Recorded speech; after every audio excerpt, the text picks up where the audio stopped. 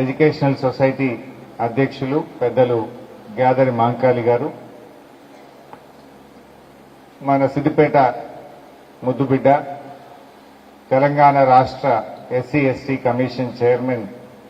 మన అదృష్టం ఏంటంటే మొదటి SC ST commission chairman Errolla Srinivas Siddipet జిల్లా బిడ్డని, రెండవ ఎస్సీ ఎస్టీ కమిషన్ చైర్మన్ మన బక్కి వెంకన్న కూడా మన సిద్దిపేట ముద్దుబిడ్డ కావడం నిజంగా మన గర్వకారణం.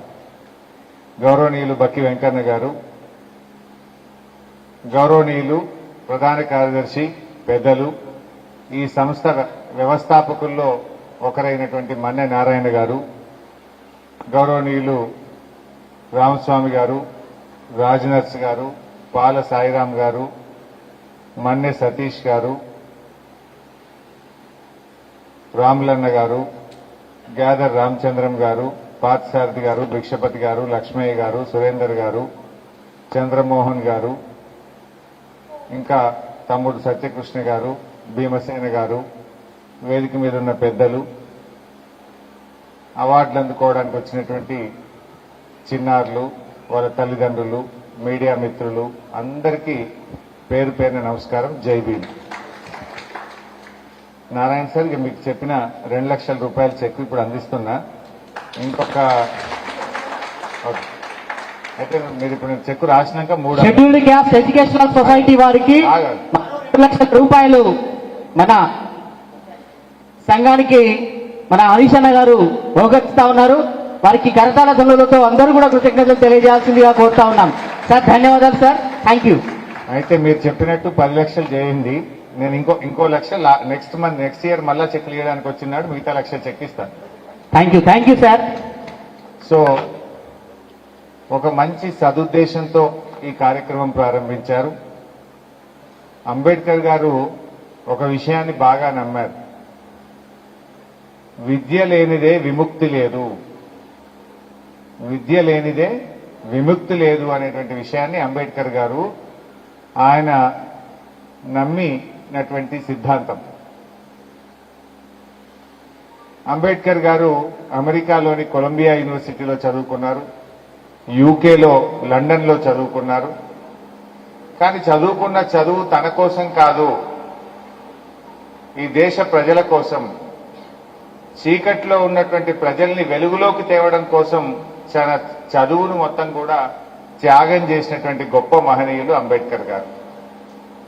అంబేద్కర్ గారు ఈ సమాజానికి ఒక మంత్రం, ఒక ఆయుధం ఇచ్చాడు. ఏంటది? చదవండి, బోధించండి, సమీకరించండి, పోరాడండి. చదవండి, బోధించండి, సమీకరించండి, పోరాడండి. దీనితోనే ఏదైనా మనకు న్యాయం జరుగుతుంది అనేటువంటి ఒక గొప్ప ఆయుధం, ఒక మంత్రాన్ని మనకు అందించి వెళ్లారు. నాకు బాగా సంతోషం కలిగేది ఏంటంటే ఎంతో మంది అంబేద్కర్ గారు ఇచ్చినటువంటి భిక్షతోని గొప్ప గొప్ప మనుషులుగా అభివృద్ధి చెందారు. డాక్టర్లుగా, ఇంజనీర్లుగా, టీచర్లుగా, లెక్చరర్లుగా, ప్రొఫెసర్లుగా, ఎమ్మెల్యేలుగా, ఎంపీలుగా ఎన్నో అవకాశాలు పొందారు. ఆ అవకాశాలు ఇచ్చింది ఎవరు? డాక్టర్ బాబాసాహెబ్ అంబేద్కర్ గారు ఇచ్చారు. అమెరికా లాంటి దేశంలో కూడా మహిళలకు చాలా సంవత్సరాల పాటు ఓటు హక్కు ఉండేది కాదు. అమెరికా దేశంలో మహిళలకు ఓటు హక్కు ఉండేది కాదు చాలా సంవత్సరాల వరకు. కానీ స్వతంత్ర భారతదేశంలో మహిళలకు, దళితులకు, గిరిజనులకు, అన్ని వర్గాల ప్రజలకు సమానమైనటువంటి ఓటు హక్కును కల్పించిన మహనీయుడు డాక్టర్ బాబాసాహెబ్ అంబేద్కర్. అంబేద్కర్ గురించి చెప్పాలంటే చాలా విషయాలు ఉంటాయి. నిజంగా ఇవాళ తెలంగాణ రాష్ట్రం ఏర్పడ్డదంటే ఆనాటి అంబేద్కర్ గారి ఆ రోజు రాజ్యాంగం రాసేటప్పుడు ఆ కాన్స్టిట్యూషన్ ఎక్స్పర్ట్స్ ఎవరైతే ఉన్నారో వారు ఆ రాజ్యాంగం రాసేటప్పుడు ఏమన్నారంటే అందరూ ఒప్పుకోవాలి, శాసనసభలో మెజారిటీ వర్గం ఒప్పుకుంటేనే ఆ రాష్ట్ర విభజన జరగాలి అని రాజ్యాంగం రాసేటువంటి నిపుణులందరూ ఒక అభిప్రాయానికి వచ్చారు. కానీ బాబాసాహెబ్ అంబేద్కర్ గారు ఇది కరెక్ట్ కాదు, నాకు ఈ రాత్రి టైం ఇవ్వండి, నేను ఆలోచించుకొని పొద్దున్నే వస్తా అని చెప్పి ఆయన ఆర్టికల్ 3ని రాసి ఆ కాన్స్టిట్యూషన్ ఎక్స్పర్ట్స్ ముందు పెట్టి ఒప్పించి మెప్పించి ఆర్టికల్ 3ని రాజ్యాంగంలో చేర్చడం వల్లనే ఇవాళ తెలంగాణ రాష్ట్రం ఏర్పడ్డది. మెజారిటీ ఒప్పుకోవాలంటే ఆనాడు ఉమ్మడి ఆంధ్రప్రదేశ్ లో 294 మంది ఎమ్మెల్యేలు ఉండేవాళ్ళు, 175 మంది ఆంధ్ర, 119 మంది తెలంగాణ. మా 175 ఎప్పటికీ ఒప్పుకోకపోదురు, ఎప్పటికీ తెలంగాణ కాకపోవు. మరి ఇది జరగదు. పేదలకు, చిన్నవారికి, అన్యాయానికి గురైన వాళ్ళకి న్యాయం జరగాలంటే మెజార్టీ అనేది ఉండొద్దు. శాసనసభ ఒప్పుకున్నా ఒప్పుకోకున్నా పార్లమెంటు బిల్లు పాస్ చేసి రాష్ట్రాన్ని ఇవ్వచ్చు అని ఆర్టికల్ 3లో ఆనాడు అంబేద్కర్ గారు పెట్టింది కనుకనే ఇవాళ తెలంగాణ రాష్ట్రం ఏర్పడ్డది. అంబేద్కర్ అందరివాడు, కానీ తెలంగాణ విషయంలో మాత్రం మనకు చాలా దగ్గరవాడు. ఎందుకంటే ఇవాళ తెలంగాణ ఏర్పడ్డదంటే వారి దయతో, వారి ముందు చూపుతో ఇవాళ తెలంగాణ రాష్ట్రం ఏర్పడ్డదని మనం గొప్పగా చెప్పుకోవాల్సిన అవసరం ఉంది. సో ఈ ఎడ్యుకేషన్ సొసైటీ ఏదైతే ఆయన ఆలోచన ఉందో, విద్య లేనిది మనకు లాభం లేదు, విద్య లేనే మనకు విముక్తి కలిగిస్తుందని నమ్మారో ఆ విద్యను మీలో అందించడానికి, ఆ చదువుకున్న పిల్లల్ని ప్రోత్సహిస్తే ఇంకొకరు కూడా ఏమనిపిస్తుంది, వచ్చే సంవత్సరం నాకు కూడా అవార్డు కావాలి, నేను కూడా గోల్డ్ మెడల్ తెచ్చుకోవాలి, నేను కూడా ఇక్కడ స్కాలర్షిప్ తెచ్చుకోవాలి అనేటువంటి ఒక పోటీ తత్వం పిల్లల్లో పెరగాలి. పిల్లలు బాగా చదువుకోవాలనే ఉద్దేశంతోనే ఈ సొసైటీ ఏర్పడ్డది. ఒక మంచి ఉద్దేశంతో ఈ కార్యక్రమం జరుగుతుంది కనుక ఇంత నిజాయితీగా మా నారాయణ సార్, మా మాంకాయల్ సార్, మా సభ్యులందరూ కూడా కృషి చేస్తున్నారు కనుక దీనికి ఎంతో కొంత తోడ్పాటు అందించడం, దీనికి అండగా నిలవడం నా బాధ్యతగా నేను భావిస్తా ఉన్నాను తప్ప వేరే ఉద్దేశం కాదు. ఇది మంచి కార్యక్రమం. నిజానికి చాలా విషయాలు ఉన్నాయి. బెస్ట్ అవైలబుల్ స్కూల్ అనేది ఉండేది. ఇంతకుముందు గతంలో ఉన్న కాంగ్రెస్ ప్రభుత్వమే పెట్టింది. అప్పుడు ఈ బెస్ట్ అవైలబుల్ స్కూల్ అంటే ప్రైవేట్ స్కూళ్లలో ఎస్సీ ఎస్టీ పిల్లలు చదువుకోవాలి, ఆ ఫీజు గవర్నమెంటే కట్టాలి అనేది ఉండేది. అప్పుడు ఎంత 8,000 మంది పిల్లలు ఈ రాష్ట్రంలో చదువుకునేవాళ్ళు. కేసీఆర్ గారు వచ్చినాక రివ్యూ చేసి 8,000 కాదు 25,000 మంది పిల్లల్ని ప్రైవేట్ స్కూళ్లలో చదివించడానికి సంఖ్య పెంచడం జరిగింది. స్కూళ్ల సంఖ్యను 80 నుంచి 150కి పెంచడం జరిగింది. ఆ ఫీజు కూడా తక్కువ ఉండేది. అంతకుముందు 20,000 రూపాయలు ఉన్న ఫీజును 42,000 రూపాయలకు కూడా పెంచడం జరిగింది. 10 ఏళ్ల పాటు ప్రతి సంవత్సరం 160 కోట్ల రూపాయలు బెస్ట్ అవైలబుల్ స్కూల్స్ లో ఎస్సీ ఎస్టీ పిల్లలు చదువుకోవడానికి డబ్బులు విడుదల చేశారు. ఇప్పుడు సంవత్సరంన్నర ఇది కొత్తగా వచ్చిన కాంగ్రెస్ ప్రభుత్వం ఈ బెస్ట్ అవైలబుల్ స్కూల్లో చదివే పిల్లలకు ₹1 కూడా ఈ రోజు వరకు రిలీజ్ చేయలేదు. పోయిన అకాడమిక్ ఇయర్ 80 లక్షలు సగం, ఈ విద్యా సంవత్సరం టోటల్ ₹1 రాలే, 160 కోట్లు. అది 80 కోట్లు, ఇది 160 కోట్లు. 240 కోట్లు విడుదల చేయకపోవడం వల్ల 25,000 మంది ఎస్సీ ఎస్టీ విద్యార్థులు ఇలా విద్యకు దూరం అయ్యేటువంటి పరిస్థితి ఏర్పడ్డది. ఇవి ప్రభుత్వాలు మారచ్చు.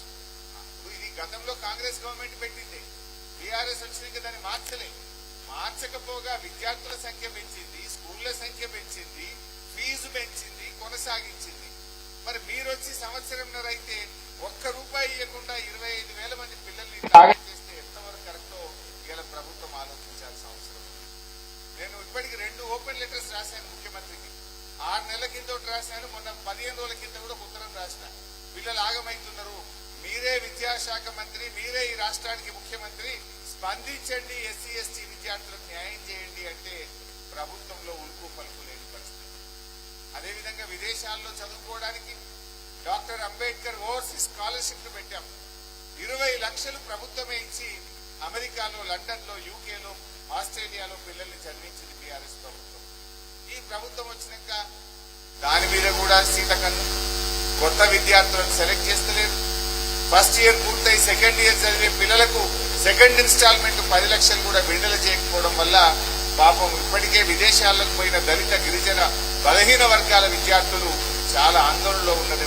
చదువు మధ్యలో ఆపేసే పరిస్థితి వచ్చింది. అంటే ప్రభుత్వానికి ఇంతకంటే ప్రాధాన్యత ఏముంటది?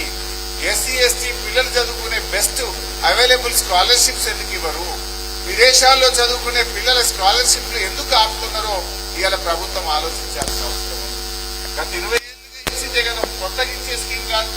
ఇంకా వీలైతే అమౌంట్ పెంచండి, విద్యార్థుల సంఖ్య పెంచండి తప్ప ఇవాళ ఇప్పటికే విదేశాల్లోకి వెళ్ళిన పిల్లలు ఇలా చదువు ఆపేసే పరిస్థితి వస్తుంది. దీని మీద ప్రభుత్వం వెంటనే స్పందించాలి. ఈ అంబేద్కర్ ఓవర్సీస్ స్కాలర్షిప్ నిధులు విడుదల చేయాలని చెప్పి కూడా కోరుతా ఉన్నాను. నేను మొన్న అసెంబ్లీలో కూడా మాట్లాడిన, మీరు ఎవరైనా చూశారో లేదో నాకు తెలియదు. అసెంబ్లీలో బడ్జెట్ సమావేశాల్లో మాట్లాడేటప్పుడు బట్టి విక్రమార్క ఉప ముఖ్యమంత్రి గారు పోయినసారి బడ్జెట్ లో ఏం చెప్పారంటే, ఎస్సీ ఎస్టీలకు ఇల్లు కట్టుకోవడానికి ₹1,00,000 అదనంగా ఇస్తాం, అందరికీ 5 ఇస్తే వీళ్ళకి 6 లక్షలు ఇస్తామని తన బడ్జెట్ ప్రసంగంలో చెప్పాడు, అసెంబ్లీలో చెప్పాడు. కానీ జీవో చూస్తే అందరితో పాటు ఎస్సీ ఎస్టీలకు కూడా 5 లక్షలే ఉన్నారు.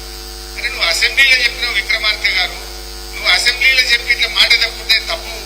దయచేసి ఎస్సీ ఎస్టీలకు డబ్బులు ఉండవు, బేస్మెంట్ కట్టే బిల్లు ఇస్తా అంటున్నావు, 1 లక్ష అదనంగా ఇవ్వండి, ఇల్లు పని ప్రారంభించడానికి ముందే ఇవ్వండి అని చెప్పి నేను అసెంబ్లీలో అడిగితే దాని గురించి కూడా ప్రభుత్వం నుంచి స్పందన లేని పరిస్థితి.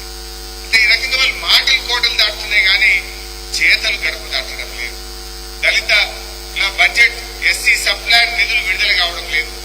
ఈ సంవత్సరం ఎస్సీ సప్లాన్ లో దాదాపు 40% నిధులు ఆగిపోయినటువంటి పరిస్థితి ఉంది.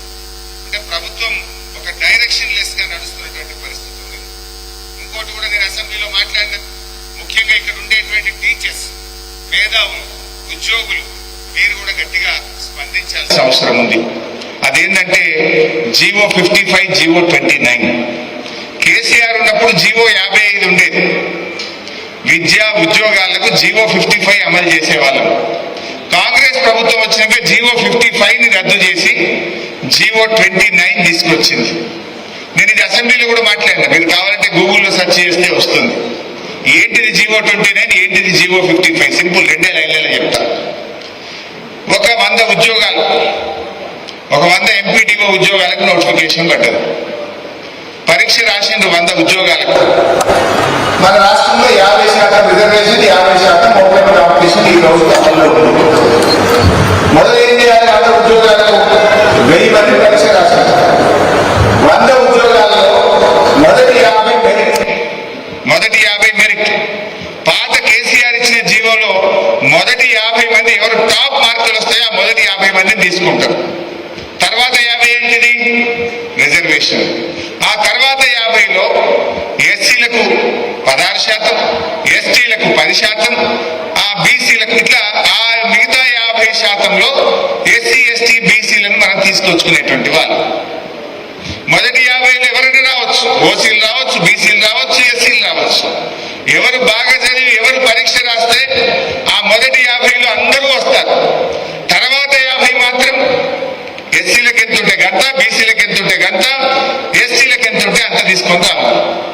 కానీ రేవంత్ రెడ్డి గారు ప్రభుత్వం వచ్చినాక ఏం చేసిందంటే, ఈ కొత్తగా ఇచ్చిన జీవో 29లో మొదటి 50లో ఎవరైనా మా దళిత పిల్లలు బాగా చదువుకొని ఒక 10 మంది ఉద్యోగం కొట్టిందనుకో, మీరు అక్కడ 10 వచ్చిండ్రు, మీ 10 తీసేసి 5 ఇస్తా అక్కడి కింద. ఇది ఎక్కడ న్యాయం? మెరిట్లు వచ్చిన వాళ్ళను మళ్ళా అది ఎట్లా కౌంట్ చేస్తావు? ఇది తప్పు. ఈ జీవో 29 రద్దు చేయాలి, పాత జీవో 55 కొనసాగించాలని పిల్లలు అశోక్ నగర్ లో పెద్ద ఎత్తున ధర్నాలు చేస్తే వాళ్ళ ఈపులు వాళ్ళకు కొట్టింది తప్ప ఇవాళ జీవో రద్దు చేయలేదు. నేను అడిగిన ఉప ముఖ్యమంత్రిగా ఒక దళిత బిడ్డ, సామాజిక స్పృహ ఉన్న మీరున్నారు బట్టి విక్రమార్క గారు, దళిత పిల్లలకు అన్యాయం జరుగుతుంటే నీ బాధ్యత, నువ్వు పట్టించుకో, ఈ జీవోను రద్దు చేయండి, రివ్యూ చేయని చెప్పి నేను అసెంబ్లీలో గొంతెత్తి మాట్లాడినా కూడా ఈ ప్రభుత్వం స్పందించలేదు. దీనివల్ల చాలా మంది పిల్లలకు అన్యాయం జరుగుతూ ఉంది. ఓపెన్ లో మెరిట్ లో వచ్చిన పిల్లలకు రిజర్వేషన్ వర్తించదు. మెరిట్ లో వదిలేసి కింద మళ్ళీ 16% మా ఎస్సీలకు ఉద్యోగాల్లో అవకాశం కలిగించారు. నువ్వు పైన 5 వచ్చిందో 5 తీసేసి 16 కలిగి 11 ఇస్తా అంటే అది ఎక్కడికి వస్తుంది? ఈ తప్పు ఈరోజు రాష్ట్రంలో జరుగుతూ ఉంది. మరి మేధావులైన, విద్యావంతులైన, ఉద్యోగులైన దళిత, గిరిజన సామాజిక పెద్దలు దీని మీద గొంతెత్త పెట్టాల్సిన అవసరం ఉంది, ప్రభుత్వం మీద ఒత్తిడి తేవాల్సిన అవసరం ఉంది, మన పిల్లల భవిష్యత్తును కాపాడుకోవాల్సిన అవసరం ఉంది. తప్పకుండా మేము కూడా మా పోరాటాన్ని కొనసాగిస్తాం. నేను మొన్న అసెంబ్లీలో మాట్లాడినా మళ్ళీ భవిష్యత్తులో కూడా దీని మీద ఇంకా గట్టిగా ప్రభుత్వం మీద ఒత్తిడి తీసుకొస్తాం. మన పిల్లల హక్కులను, మన పిల్లల భవిష్యత్తును కాపాడాలని దానికి అందరం కలిసికట్టుగా కృషి చేద్దామని, మరి ఈ రోజు అవార్డులు అందుకున్న పిల్లలందరికీ నా హృదయపూర్వకమైన శుభాకాంక్షలు తెలియజేస్తూ జై తెలంగాణ, జై భీమ్.